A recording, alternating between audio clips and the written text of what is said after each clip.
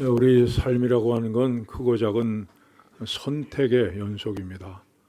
오늘 교회 갈 때 뭘 입을까 하는 그런 것부터 시작해서 점심은 뭐 먹을까, 또 좀 더 큰 거는 어떤 직장을 다닐 것인가, 또 어떤 사람하고 결혼을 할 것인가 하는 중요한 선택도 있습니다. 그 외에도 우리 인생의 고비마다 성패를 좌우하는 선택을 해야 할 때가 있습니다. 근데 문제는 많은 사람들이 자신의 의지와는 상관이 없는 선택을 한다는 겁니다. 지금까지 공을 들인 것이 아까워서 이게 아닌 줄 알면서도 계속 그 길을 선택하는 경우도 있고, 어떤 때는 다른 사람의 이목 때문에 내 뜻과는 다른 선택을 할 때도 있습니다. 또 어쩔 수 없는 상황 때문에 본의 아니게 선택을 해놓고 나중에 후회하는 그런 경우도 있습니다. 이제는 절대로 심리전에서 밀리지 않는다 하는 책이 있습니다.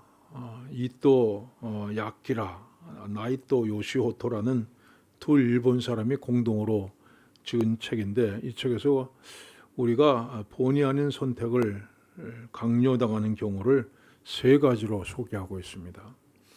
첫째는 한쪽 발을 밀어넣어 문을 못 닫게 하는 방법입니다. 처음엔 부담 없이 시작을 했는데 나중에는 꼼짝 못하고 당하는 경우입니다. 예를 들면 옷을 구경하러 옷가게에 들어갔는데 종업원이 안 사도 되니까 한번 입어보세요 이렇게 얘기합니다.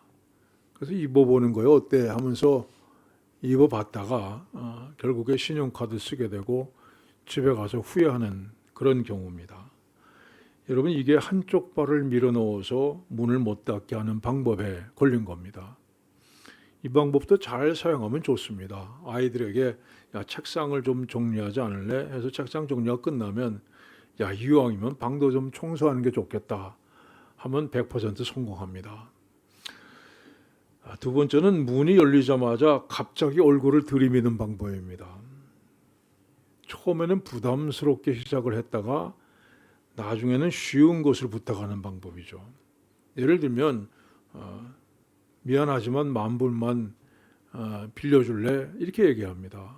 그래서 나 그만한 돈이 없다 거절하면 그 다음에는 그럼 1,000불만 빌려줘 이렇게 얘기합니다. 그럼 이 사람 입장에서는 처음에 10,000불을 거절했다는 그 마음, 미안한 마음이기 때문에 1,000불을 빌려달라는 것은 쉽게 거절을 못한다는 겁니다. 근데 원래 이 사람의 목적은 처음부터 10,000불이 목적이 아니라 원래 1,000불이었습니다. 심리전에서 밀린 겁니다. 그 다음에 세 번째는 쉬운 공을 던지는 방법입니다. 처음엔 쉬운 공을 던져서 상대방이 받으면 그 다음에는 자기가 원하는 공을 던지는 거죠. 예를 들면 자동차를 특별히 싸게 파는 곳이 있습니다. 그래서 설명을 다 듣고 기분 좋게 계약서에 사인을 했는데 나중에 직원이 쫄쫄매면서 죄송합니다. 제가 실수했습니다. 사실 그 가격은 옵션을 제외한 가격입니다. 이렇게 얘기하는 겁니다. 그러면 대부분의 사람들은 설령 옵션을 포함한다고 해도 가격이 다른 곳과 같은 가격이기 때문에 다른 곳에 가느니 차라리 거기서 그냥 사게 되는 거죠. 처음에 이익을 보는 줄 알았다가 나중에 제값을 다 치르게 됩니다. 역시 자기의 의지와는 달리 선택을 강요당하는 경우입니다. 여러분, 이런 일들이 정말 우리 인생에 수도 없이 있습니다. 몰라서 잘못 선택할 때도 있고 알면서도 하는 수 없이 끌려갈 때도 있습니다. 그런데 어떤 경우에는요, 분명히 선택을 해야 될 때가 있습니다. 사람에게 끌려가지도 말고 분위기에 끌려가지도 말고 환경에 끌려가지도 말고 정말 냉정하게 내 의지로 판단하고 선택해야 될 때가 있습니다. 이 성경에 나오는 사람 가운데 가장 잘못된 선택을 한 사람은 빌라도입니다. 그는 예수님을 십자가에 못 박는 것을 원치 않았습니다. 나는 그에게서 죄를 찾지 못하였노라 몇 번이나 얘기를 했습니다. 그러나 그런 사람들의 성화에 못 이겨서 또 자기 자리를 보존하고자 하는 욕심 때문에 예수님은 십자가에 내어주는 잘못된 선택을 했습니다. 그래서 그는 전 세계 그리스도인으로부터 본디오 빌라도에게 고난을 받으사 이런 얘기를 2000년 동안 듣고 있습니다. 그런데 성경에 나오는 사람 중에 가장 바른 선택을 한 사람이 있습니다. 바로 본문에 나오는 아리마대 사람 요셉입니다. 흔히 아리마대 요셉이라고 하는데 이 아리마대는 동네 이름입니다. 당시 요셉이라는 이름이 워낙 흔한 이름이기 때문에 그 앞에 지명을 붙여서 구분을 했던 겁니다. 첫째, 요셉은 자신이 예수님의 제자인 것을 공개하기로 했습니다. 선택했죠. 이 요한복음은 아리마대 사람 요셉은 예수의 제자이나 유대인이 두려워 그것을 숨기더니 했습니다. 여러분, 요셉은 예수님의 제자인데 그걸 아무에게도 드러내지 않았습니다. 이런 사람을 가리켜서 이 암호명 007, 007 교인이라고 얘기합니다. 이 요즘에도 이런 007 교인이 많이 있어요. 교회 바깥에 나가면 아무도 그가 그리스도인인 걸 모릅니다. 전혀 예수 믿는 냄새가 나질 않습니다. 언젠가 교민의 사람들을 만나서 이 얘기를 나누다가 우리 교회 다니는 어떤 분의 얘기가 나왔습니다. 워낙 오래전 얘기니까 여러분 걱정하지 마세요. 여러분이 해당 사항 없습니다. 그래서 걔가 그분은 우리 교회 교인입니다. 이렇게 얘기를 했더니 그 순간 상대방의 표정이요. 논란과 의심과 혼란과 회의와 갈등이 뒤섞인 표정으로 바뀌는 겁니다. 그리고 잠시 있다가 그래서요. 그분이 예수 믿는군요. 그분이 동신교회 교인이군요. 그러더라고요. 그래서 그 사건 이후로 저는 절대로 그분은 우리 교회 교인입니다. 이 얘기는 안 하기로 했습니다. 세상 사람들이 과연 우리에게서 예수 그리스도의 향기를 맡을 수 있는가가 궁금합니다. 여러분, 세상 사람들이 과연 우리에게서 세상의 빛을 발견할 수 있는가 생각해 봅니다. 이 아리마대 사람 요셉도 아무도 그가 예수님의 제자인 것을 몰랐습니다. 그런데 그는 예수님께서 돌아가신 후에 빌라도를 찾아가서 예수님의 시체를 달라고 해서 자기를 위해서 준비했던 무덤에 장사를 치릅니다. 자신이 예수님의 제자라는 사실을 만천하에 공개했습니다. 무엇이 그를 이처럼 변화시켰습니까? 예수님의 죽음이었습니다. 예수님의 죽음이 그의 영혼을 살린 겁니다. 예수님께 십자가에 달리셔서 마지막 숨을 내쉬며 숨이 끊어지는 그 순간 요셉의 죽었던 영혼이 다시 살아나서 크게 숨을 내쉬기 시작한 겁니다. 예수님께서 이렇게 말씀하셨습니다. 인자의 살을 먹고 인자의 피를 마시지 아니하면 너희 속에 생명이 없느니라. 내 살을 먹고 내 피를 마시는 자는 영생을 가졌고 마지막 날에 내가 그를 다시 살리리니 내 살은 참된 양식이요 내 피는 참된 음료로다. 이 말씀이 요셉에게 그대로 이루어진 겁니다. 예수님께 십자가에 돌아가시는 그 순간 요셉에게 예수님의 생명이 들어간 겁니다. 예수님께 십자가에 달려 마지막 숨을 거두시는 그 모습을 바라보면서 요셉은 자기 안에 예수님의 생명이 살아서 움직이는 것을 느낄 수가 있었습니다. 여러분, 오늘 우리가 나누는 성찬에도 이런 하나님의 은혜가 임하기를 바랍니다. 그분의 살을 먹고 피를 마시는 이 성찬을 통해서도 여러분 속에 있는 주님의 생명이 살아나고 내가 온 세상의 주님의 제자인 것을 증거하는 역사가 일어나길 바랍니다. 두 번째로 요셉은 돌아올 수 없는 강을 건너기로 결단했습니다. 본문은 이렇게 말씀합니다. 아리마대 사람 요셉이 와서 당돌이 빌라도에게 들어가 예수의 시체를 달라 하니, 이 당돌하다는 말은요, 대담하다는 뜻입니다. 감히 할 수 없는데 대담하게 그걸 했다는 거죠. 왜 대담합니까? 본문은 요셉이 존경받는 공회원이라고 했습니다. 당시 이스라엘에 사내들인 공회라는 것이 있는데 요즘 말로 하면 국회에 해당되는 기구입니다. 70명의 공회원들이 모여서 국가의 대소사를 논의했습니다. 그런데 이 사람들은 전부 예수님 반대편에 섰던 사람입니다. 성경은 대제사장들과 온 공회가 예수를 죽이려고 그를 칠 거짓 증거를 찾음에 말씀했습니다. 모든 공회원들이 다 예수님 죽이려고 나섰습니다. 자, 이런 상황에서 내가 예수님의 제자다, 이 신분을 드러내는 것은요, 죽음을 각오하지 않고는 할 수 없는 일이었습니다. 그래서 성경은 요셉이 예수님의 시체를 달라고 한 것이 당돌한 행동이었다, 감히 할 수 없는 행동이었다고 말씀합니다. 이태리 북부에 가면 루비콘 강이 있습니다.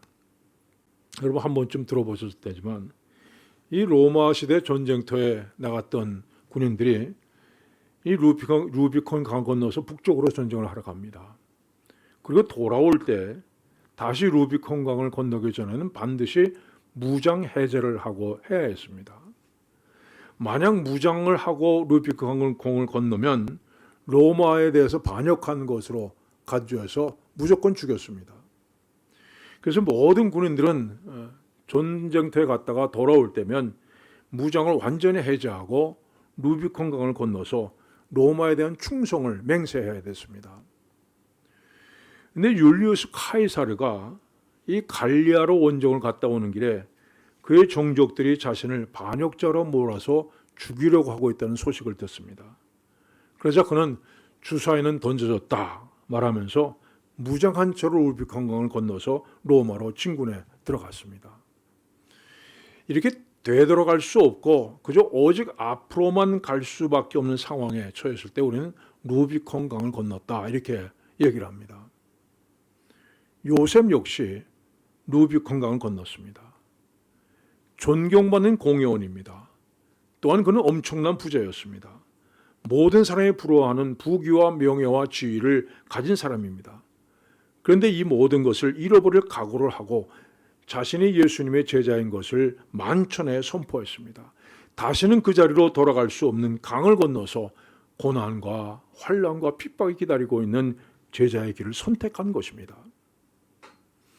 여러분 중에 믿음 생활하는 것이 재미없고 그저 그런 분이 있습니까? 주일날 예배 드릴 때는 조금 생각이 바뀐 것 같다가 예배당 바깥으로 나가면 여전히 똑같은 모습으로 돌아가는 신앙적인 무력함에 빠져 있는 분이 계십니까? 여러분, 그렇다면 요셉처럼 결단을 내려보시기 바랍니다. 정말 돌아올 수 없는 강을 한번 건너보시고 믿음 생활에 여러분 목숨을 걸어보십시오.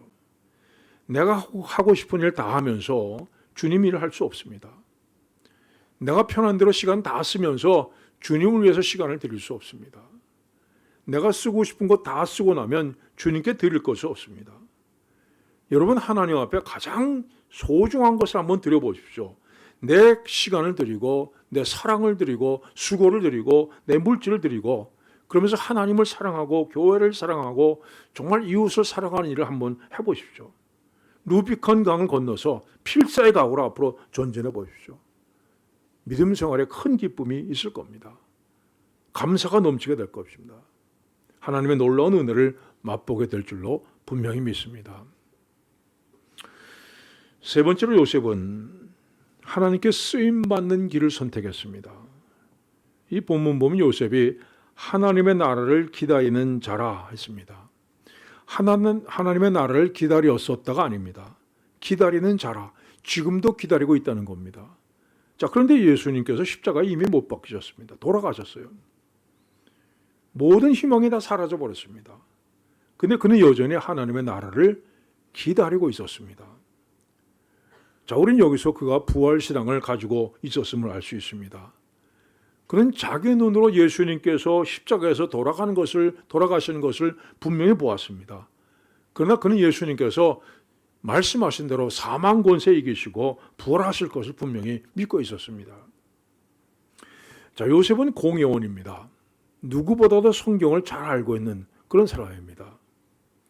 베들레헴 에브라다야, 너는 유다 족속 중에 작을지라도 이스라엘을 다스릴 자가 내게서 내게로 나올 것이라.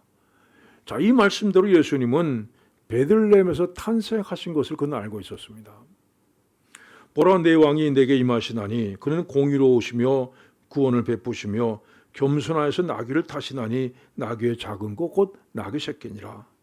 이 말씀대로 예수님께서 나귀 새끼를 타고 예루살렘에 입성하신 것을 그는 보았습니다.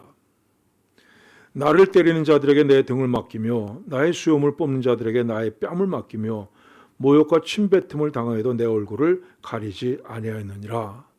자, 이 말씀대로 사람들이 예수님을 때리고 조롱하고 침뱉는 것을 그는 목격했습니다. 이는 그가 자기 영혼을 버려 사망에 이르게 하며 범죄자 중 하나로 헤아림을 받았습니다. 이 말씀대로 예수님께서 강도들과 함께 십자가에 못 박혀 있는 것을 그는 보았습니다. 내 겉옷을 나누며 속옷을 제비 뽑나이다. 이 말씀대로 예수님께서 입으셨던 옷을 군병들이 제비 뽑아 나누는 것을 그는 보았습니다. 그의 모든 뼈를 보호하시며 그 중에서 하나도 꺾이지 아니하도다. 이 말씀대로 예수님의 다리를 꺾으러 왔던 군인들이 이미 돌아가신 것을 보고 다리를 꺾지 않고 돌아가는 것을 요셉은 보았습니다. 그들이 그 찌른 바 그를 바라보고 그를 위하여 애통하기를 독자를 위하여 애통하듯 하며 이 말씀대로 군인들이 예수님의 옆구리를 창으로 찌르는 것을 그는 보았습니다. 이렇게 요셉은 예수님께서 구약 성경의 예언대로 태어나시고 고난당하시고 십자가에 달려 돌아가신 걸 보았습니다. 그렇다면 예수님께서 구약 성경의 예언대로 돌아가셨다면 예수님께서 말씀하신 것들, 예수님께서 예언하신 말씀 역시 그 말씀도 이루어질 것을 그는 믿었습니다.